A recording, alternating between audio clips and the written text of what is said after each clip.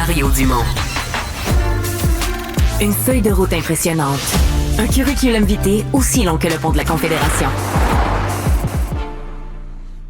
Parole de Montréal, centre-ville, Glenn Castanera qui a sonné les cloches de tout le monde hier sur l'état du centre-ville, la sécurité au centre-ville, raconter cette histoire d'une garderie qui a déménagé vendredi passé parce que, bon, il y a un refuge qui s'est établi au sous-sol. Claude Pinard, candidat dans le centre Montréal, dans le district Saint-Jacques, est avec nous. Monsieur Pinard, bonjour. Bonjour. Qu'est-ce qu'on fait avec ça? Vous êtes le parti qui veut conquérir la mairie des maîtres de projet Montréal. Qu'est-ce qu'on fait avec ça, le centre-ville? Écoutez, j'ai pas été du tout surpris parce que la SDC a sorti hier. Vous savez, de par mon ancien emploi, j'avais des bonnes connexions avec le réseau des affaires et également le communautaire. Je passe beaucoup de temps. Et vous savez, M. Dumont, je dois vous dire d'entrée de jeu que moi, j'ai choisi d'être dans Saint-Jacques. Je voulais être là, j'aurais pu être ailleurs et j'insistais pour être là parce que j'ai trop vu dans les 4 dernières années l'effritement du centre-ville, l'effritement de certains quartiers, le village, entre autres le quartier chinois. Je rencontre beaucoup de gens dans les 2 dernières semaines. Qu'est-ce qu'on fait avec ça? Je vais vous dire ce qu'on fait avec ça. On va remplir l'espèce de vide de leadership. Alors là, actuellement, on a du leadership à la Ville de Montréal qui dit nous, c'est pas nous le problème, là. Québec devrait travailler sur telle situation. Alors que moi, j'ai une approche qui est extrêmement pragmatique de par les fonctions que j'occupais et par mon expérience personnelle. Alors, l'idée, là, c'est de ramener de la fierté, ramener la sécurité et on va immédiatement lancer, nous, là, jour 1, un groupe d'intervention tactique en itinérance qui va être présidé par un des grands organismes communautaires en itinérance. Et l'idée va être de travailler sur la prévention. Vous savez que et la prévention, mais basée sur la collaboration. Alors, je m'explique là. Alors, un des trucs qu'on voit là actuellement en itinérance à Montréal, c'est qu'il y a un manque de collaboration. Donc, la Ville de Montréal dit Lionel Carman devrait s'en occuper. Moi, je dis, vous savez, si je vous invite chez nous, M. Dumont, là, puis qu'il y a une problématique de personne qui est couchée sur un trottoir directement en face de chez nous, puis c'est sur mon terrain, il faut que je m'en occupe. Alors, donc, la Ville de Montréal a failli à cette obligation-là, a failli à cette capacité qu'elle a d'influencer et d'amener les gens autour de la table dans le but de trouver des solutions. Alors, moi, j'adore la collaboration et c'est ce qu'on va faire avec sur cette question-là de l'itinérance. Ce que je sens là, c'est qu'il y a des blessures chez les citoyens. Les gens sont blessés de voir leur quartier en décrépitude et il y a une fracture avec le monde des affaires. Ouais, mais tu sais, s'il y a des idées, mettre ou placer au sous-sol d'une garderie un refuge pour itinérants en sachant que c'est pas l'itinérance comme telle, mais on sait qu'autour de ça viennent d'autres problèmes sociaux, de consommation de drogue. Je veux dire, il me semble que c'est prévisible là, que les parents vont se plaindre, les jeunes vont finir avec des seringues dans le cours de la garderie. Et ce qui devait arriver, on court après le trouble, non? Ben, écoutez, c'est caractéristique d'une administration qui, sur un budget de 7,3 milliards, a mis 9 millions d'itinérance, là. Et donc, 15 millions en gestion animalière. Fait que, à un moment donné, c'est une question de priorité. Moi, ce que je trouve... Vous êtes la ville a mis plus d'argent pour la gestion animalière que pour l'itinérance. Absolument, oui. Absolument. Et quand on regarde les chiffres... Oui, regardez le cadre financier puis le dernier budget de la Ville de Montréal, vous allez trouver l'information. C'est un peu aberrant comme situation. Donc, on doit, dans le cas dont vous parlez, j'ai pas les spécifiques là, de cette situation-là, mais ça dénote un manque de planification puis un manque de leadership, encore une fois. Vous savez, j'ajouterais à ça, moi, M. Dumont, qu'à chaque année, ici, à Montréal, on est surpris que le 1er décembre arrive puis qu'il fasse moins 20 le 15 janvier. Et là, on court après des haltes chaleur. Alors, moi déjà, je vous le dis, là, puis j'espère que vous allez me réinviter le 2 ou 3 ou le 4 décembre pour venir vous parler de cette question-là.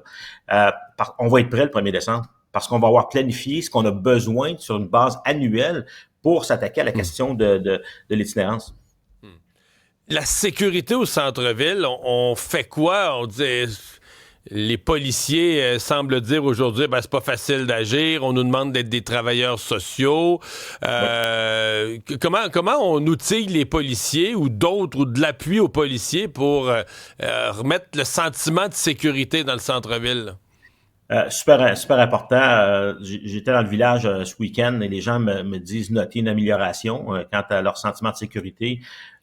suite au travail qui a été fait par la police. Donc, ça fonctionne définitivement. Nous, on a également annoncé la création de groupes locaux pour s'assurer, entre autres dans le quartier chinois, également dans le village, puis on va l'étendre dans le reste du centre-ville, pour s'assurer que les citoyens aient un contact direct avec la police et sentent qu'on s'occupe de la situation. Encore une fois, ici, ce qui est pas fait de façon correcte, c'est la collaboration avec l'ensemble des organismes communautaires et travailler un peu en prévention. Vous savez, il y a trois sources d'itinérance à Montréal. La première, c'est les évictions. Donc, il y a un travail qui doit être fait avec le tribunal. Après ça, c'est tous les jeunes de la DPJ. Ensuite, toute la question de santé mentale et les autres difficultés. Quand vous dites les jeunes de la DPJ, là, vous parlez de ceux qui passent les 18 ans. Là, que la DPJ à 18 ans, ils sont plus sur la DPJ puis ils se retrouvent dans le vide. Exactement. Donc, il y a du travail qui peut être fait en prévention. Moi, j'ai rencontré beaucoup d'organismes communautaires dans mon ancienne job et même depuis que je suis arrivé. Et les gens me disent, il y a de la prévention qui peut être faite. Alors, on va travailler sur cette question-là, nous, de prévention, définitivement. Même si Projet Montréal était ici, si lui qui était ici, vous direz, bah, c'est pas notre travail, c'est le travail du gouvernement.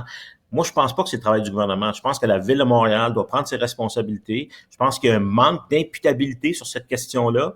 Il faut s'attaquer à ça de façon pragmatique. Et la Ville a des défis financiers, mais pour nous, ça sera une priorité. Ouais.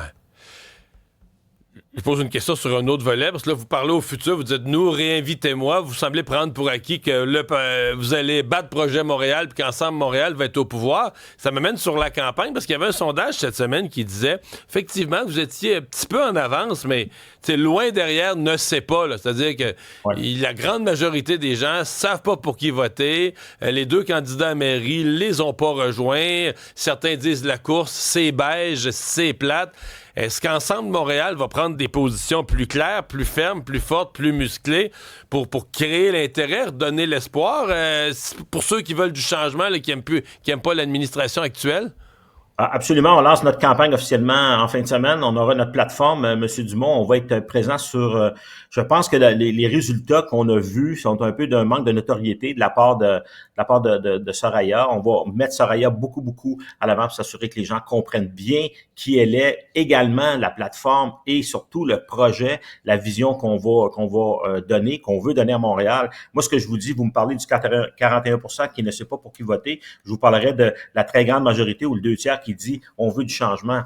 Alors, on va naturellement tabler sur le changement, mais on veut surtout tabler sur ramener de la fierté à Montréal, ramener l'attractivité, pardon, c'est un peu tôt ce matin, là, mais surtout être pragmatique. Fait qu'il faut faire rêver les gens, il faut livrer, et aussi, et ça m'a beaucoup frappé, puis je parle à votre ancien métier de politicien. En fin de semaine, les gens me disaient, ouais, mais Montréal ne peut absolument rien faire pour ses problèmes sociaux.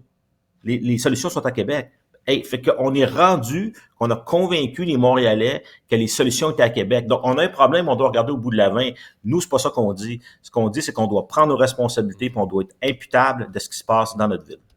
Je peux vous dire que les auditeurs attendent votre programme. Je peux pas vous reposer toutes les questions, mais il en sort un paquet sur les pistes cyclables sur Montréal, la sécurité, la circulation, la propreté. Ouais. Alors, vous manquez pas de travail pour sortir votre programme dans les prochains jours. Merci beaucoup d'avoir été avec nous. Merci, plaisir. Au revoir, Claude Pinard, candidat d'Ensemble Montréal dans le district Saint-Jacques.